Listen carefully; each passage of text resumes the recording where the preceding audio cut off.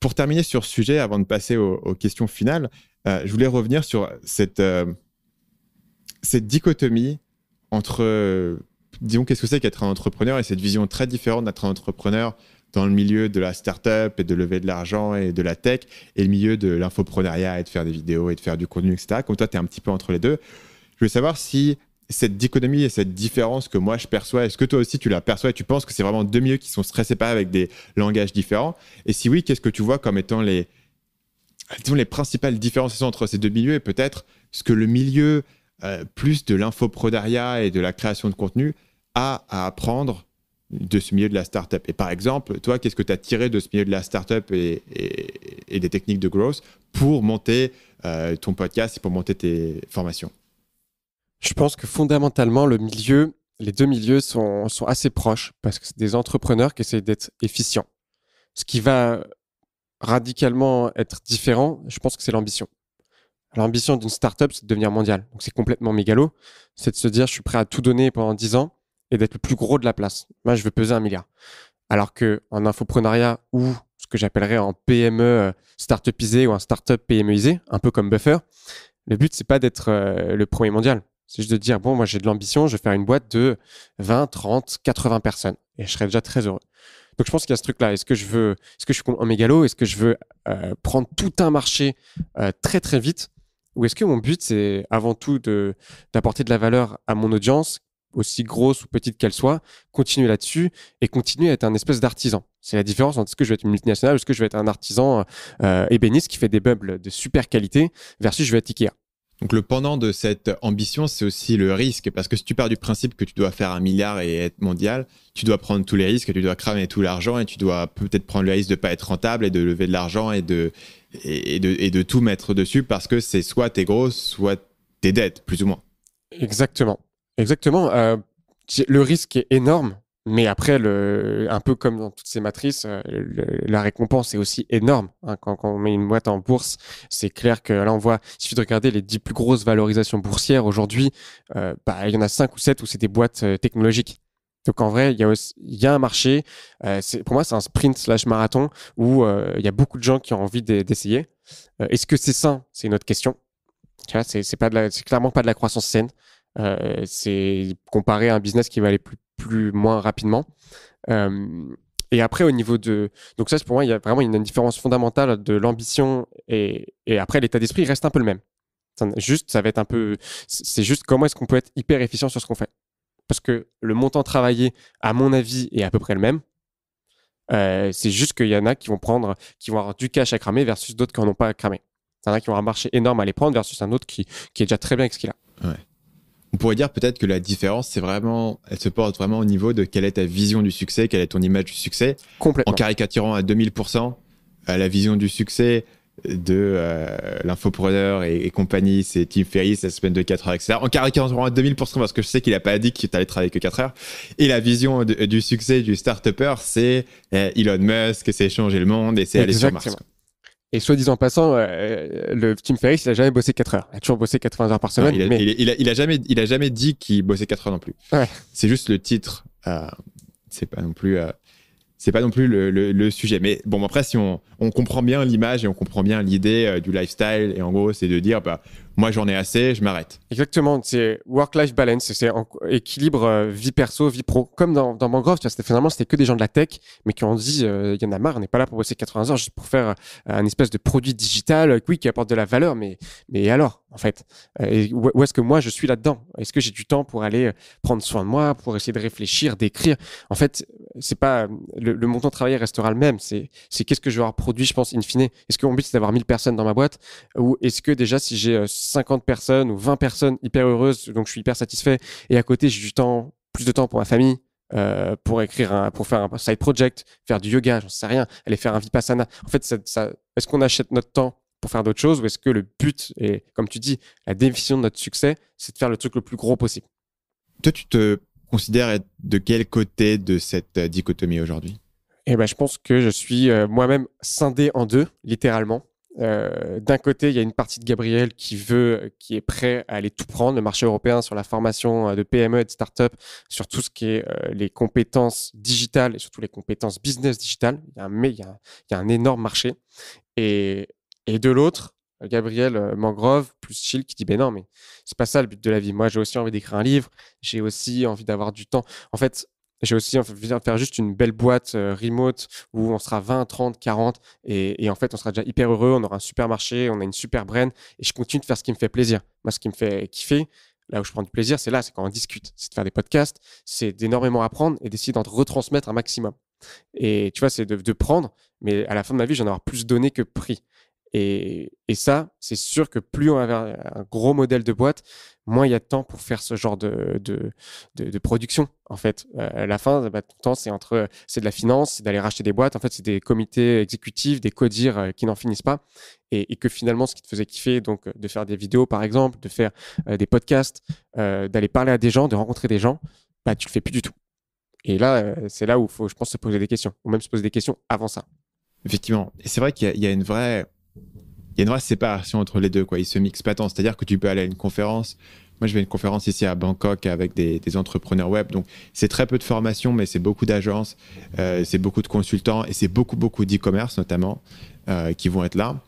Et là-dedans, il y aura jamais un seul start-upper, tu vois.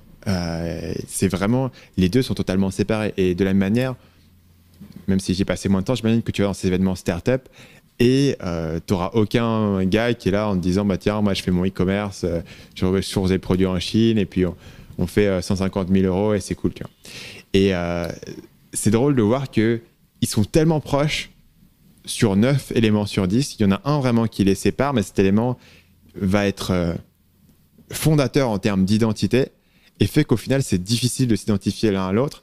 Et du coup, la perception que les gens dans le domaine du business en ligne, lifestyle, etc. vont avoir, c'est que les start-upers sont fous et sont prêts à tout sacrifier et comprennent pas que le vrai but de la vie, c'est pas juste ça, parce que à quoi ça sert de monter un business exactement.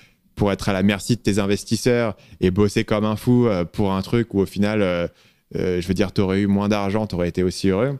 Et d'un autre côté, les start-upers peuvent se dire, bah ouais, il est bien mignon de ton lifestyle business, mais c'est quoi ton impact, c'est quoi ton changement dans le monde, est-ce que les gens vont se souvenir de toi quand tu seras mort?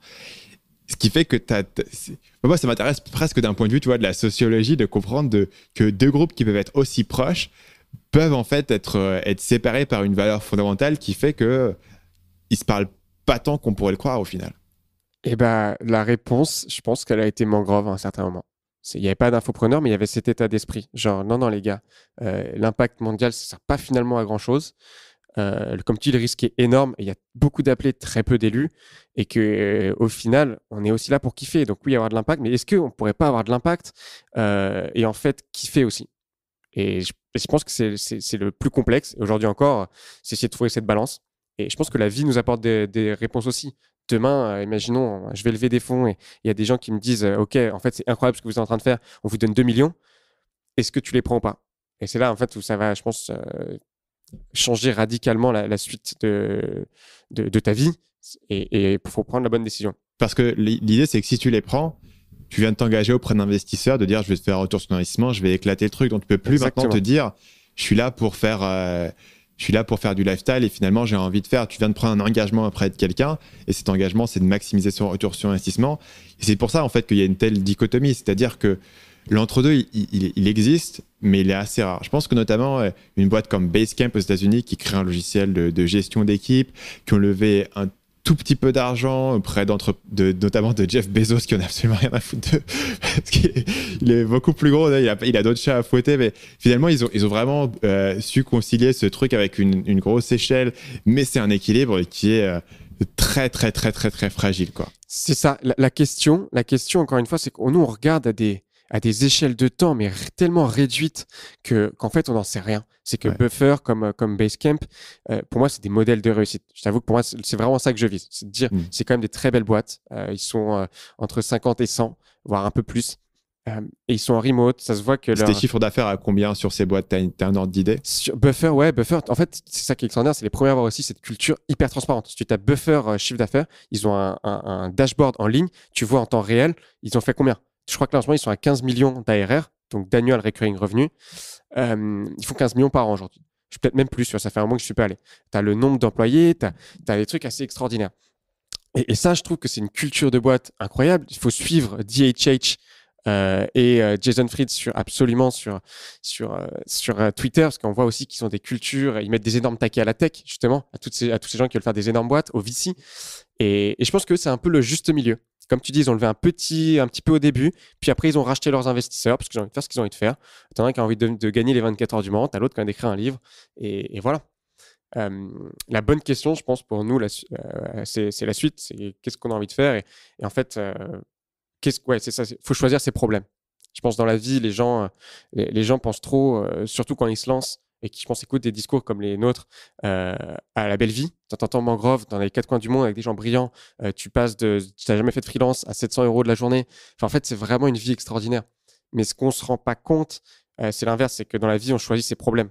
C'est le fait d'être loin des gens, c'est le fait de galérer, c'est le fait de travailler parfois 7 jours sur 7, c'est le fait, en fait, d'avoir énormément d'incertitudes. Moi, ça fait 4 semaines que je travaille 7 jours sur 7 parce qu'avec la crise du Covid, il y a eu beaucoup de choses qui se sont passées, notamment sur le marché de la formation en ligne. Je pense que tu l'as vu, toutes les agences se sont mises à faire des formations en ligne, tout le monde en fait, il y a une concurrence extraordinaire qui s'est créée. Et ça, est-ce que tu as envie de perdre tes cheveux pour ça? Et la vérité, elle est aussi là, c'est on choisit ses problèmes dans la vie. Donc, est-ce que tu as envie de choisir les problèmes qui sont incombés à la levée? C'est-à-dire que tu lèves 2 millions, il va falloir que tu enlèves 10 un an et demi après pour accomplir cette vision et prendre un gros marché? Ou est-ce que tu préfères le problème de ne pas lever, mais d'aller avancer beaucoup moins vite, de peut-être pas bosser avec les gens aussi brillants que tu aimerais bosser, de peut-être pas arriver à ton ambition, à ta vision? C'est ça, je pense, la bonne question. Sur ce, Gabriel, il y a 3 questions que je pose à tout le monde avant de terminer ces épisodes. Et la première question, c'est est-ce qu'il y a un livre que tu recommandes souvent? Livre business ou livre comment? En général. Ça peut pas obligé d'être un livre business. Alors, j'aime beaucoup Love is the New Killer App. Je l'ai lu il y a environ 4-5 ans, je pense. Ça a été écrit par l'ancien DG ou le numéro 2 de Yahoo, qui a un parcours extraordinaire, puisque lui, à la base, il avait un groupe de rock. Donc, il me semble que c'est Love is the Killer App, quelque chose dans le genre. Et c'est extraordinaire parce que donc, on parle d'un mec qui n'est pas du tout dans la tech, qui avait un groupe de rock et qui a décidé et qui montre dans son parcours comment est-ce qu'il est devenu numéro 2 de Yahoo.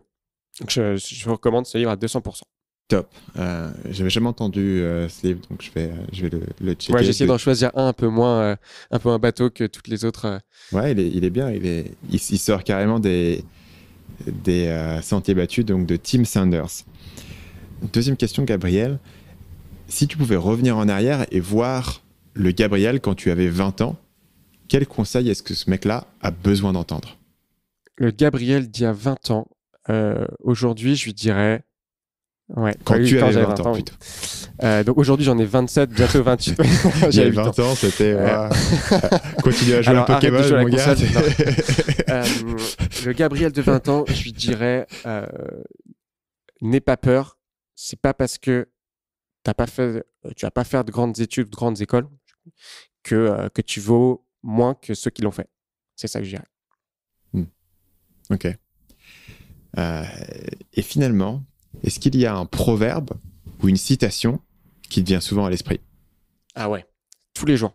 Et je pense que ça va peut-être résumer ce qu'on raconte depuis tout à l'heure sur est-ce qu'on lève pas, c'est quoi le but de la vie, c'est quoi le succès ou l'ambition d'une vie. Je pense que c'est ce qu'il y a d'important dans la vie, c'est pas ce que tu fais, c'est avec qui tu le fais. Et c'est une des raisons pourquoi je travaille avec mes frères dans la boîte. Et je pense que c'est une bonne raison de faire beaucoup de choses.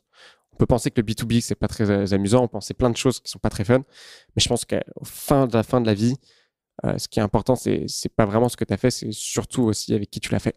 Sur ces mots de sagesse, Gabriel, on va se quitter. Merci d'avoir été avec nous. C'était un plaisir de t'avoir enfin sur Marketing Mania. Merci à toi. C'est très cool. À bientôt. Ciao. Salut, c'est Stan, j'espère que vous avez apprécié cet extrait du podcast Marketing Mania. Bien sûr, vous pouvez retrouver l'ensemble des épisodes du podcast, y compris les instructions sur comment vous abonner sur l'application Apple Podcast ou sur votre téléphone Android en vous rendant sur mon site à l'adresse marketingmania.fr/podcast. Je vous ai mis le lien dans la description de cette vidéo.